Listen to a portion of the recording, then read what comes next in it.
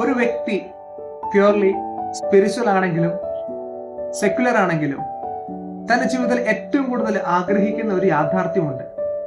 അത് ഹാപ്പിനെസ്, സന്തോഷമാണ്. പക്ഷെ ഈ സന്തോഷത്തെ വെല്ലുന്ന ഒരു യാഥാർത്ഥ്യം കൂടിയുണ്ട്.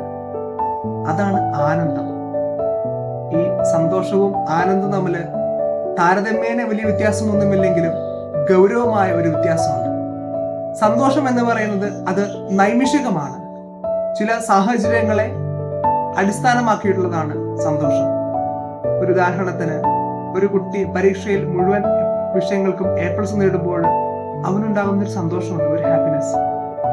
ചിലപ്പോൾ ചില ജോലിയിൽ സ്ഥാനക്കയറ്റം കിട്ടുമ്പോൾ അവർക്കുണ്ടാകുന്ന ഒരു ഹാപ്പിനെസ് ഉണ്ട്. ഇതേ സന്തോഷം ഒരു പ്രതികൂല സാഹചര്യം ഉണ്ടാകുമ്പോൾ സങ്കടമായി മാറാം. ആനന്ദം അങ്ങനെയല്ല.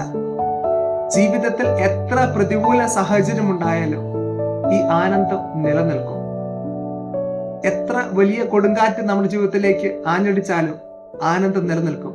അത് ലാസ്റ്റിംഗ് ആണ്, പെർമനന്റ് ആണ്. ഈ ആനന്ദം എവിടെ നിന്ന് കിട്ടും എന്ന് ചോദിച്ചാലും ഒറ്റ ഉള്ളൂ, അതാണ് പരിശുദ്ധാത്മാവ്.